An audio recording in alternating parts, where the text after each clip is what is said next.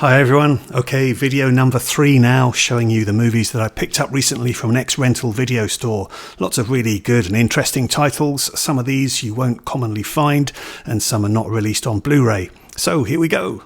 First up from 1983, used to see this one quite a few times on TV back in the 80s. It's Michael Douglas in The Star Chamber, directed by Peter Hyams. Also co-stars Yaphet Kotto and Hal Holbrook. Next, and directed by Kim Ki-duk, this is from 2007, The Bow. Just recently watched Spring, Summer, Fall, Winter and Spring, directed by Kim Ki-duk. Absolutely fantastic film, but yeah, really intrigued to see this one. Next, from 1992, this is a thriller. I did see this at the cinema, haven't seen it since. It has had an issue fairly recently from Imprint Films. This is White Sands with Willem Dafoe and Mickey Rourke. And also from 1992, directed by John Landis, director of An American Werewolf in London. This is a vampire comedy, Innocent Blood, starring Anne Perriot, who had starred in La Femme Nikita, and also Robert Loggia is in this.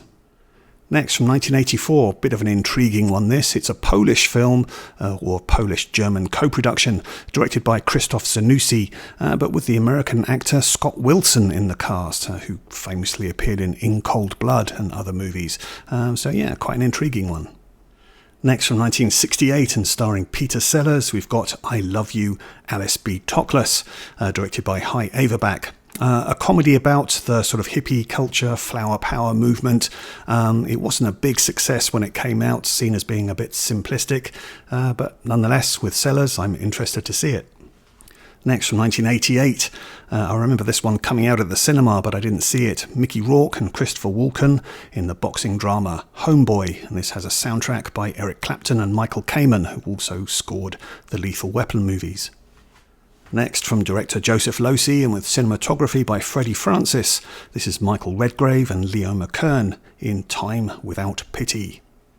Next, we've got Nicole Williamson as Sherlock Holmes and Robert Duvall as Dr. Watson in The 7% Solution. If any viewers are familiar with Nazarin Prod, his channel, he did a pretty good review of this one a while back. Next, from Michael Haneke, the director of Cachet and Funny Games, this is Amour with Jean-Louis Trintignant, Emmanuel Riva and Isabelle Huppert. Next, from director Rainer Werner Fassbinder, we've got Chinese Roulette, and this one stars Anna Karina, perhaps best known for being in Jean-Luc Godard movies. Next, going back to the silent era, 1921, directed by Fritz Lang, the director of Metropolis and M, this is a gothic fantasy, Destiny. Next, from 1987, we've got a ghostly tale here, directed by Arthur Penn and starring Mary Steenburgen, Roddy McDowall and Jan Rubis, Dead of Winter. Next, going back to 1984, this is a road trip movie with a young Kevin Costner and Judd Nelson as well, going on a road trip before being drafted into Vietnam. This is directed by Kevin Reynolds, so it was the first collaboration between Kevin Costner and Kevin Reynolds, who later directed him in films such as Waterworld and Robin Hood, Prince of Thieves. Next, from 1956, we've got the directorial debut of Robert Day, who also went on to direct Tarzan the Magnificent, and with a script by Frank Launder and Sidney Gilliat. This is The Green Man, starring Alistair Sim and, hey, Blu-ray Movies, George Cole. Next, from 1989, and directed by John Dahl, who did one of my favourite neo-noirs, which is The Last Seduction with Linda Fiorentino. This is Kill Me Again, with Val Kilmer, Joanne Whalley Kilmer, and Michael Madsen. The second of the Burt Lancaster westerns that I picked up, I showed you Valdez is Coming in my last video, and here we have Burt Lancaster in Robert Aldrich's Ulzana's Raid.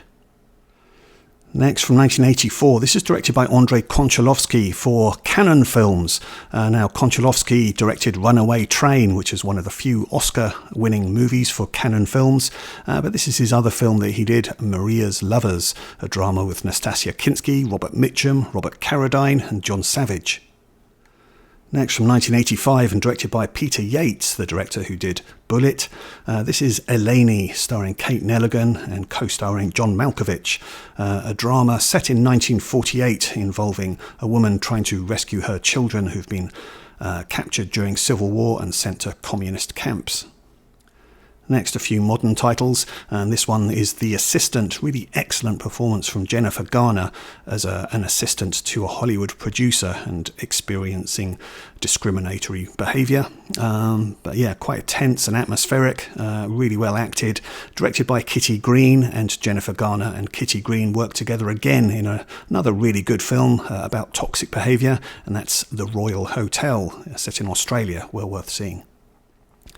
Next, an interesting western, this one directed by Paul Greengrass, News of the World, set post-Civil War, and it stars Tom Hanks as a storyteller, a non-fiction news giver who travels around communities giving news updates and telling stories, but he gets involved in having to deal with this young girl and having to take her on a perilous journey across hundreds of miles.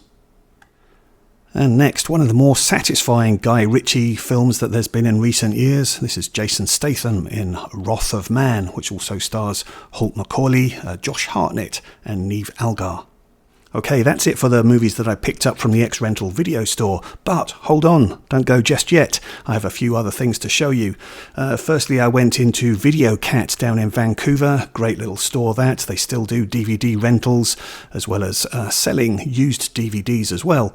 And when I went in, they had a whole load of Brigitte Bardot movies. And so I picked up this one, Please Not Now, directed by Roger Vadim.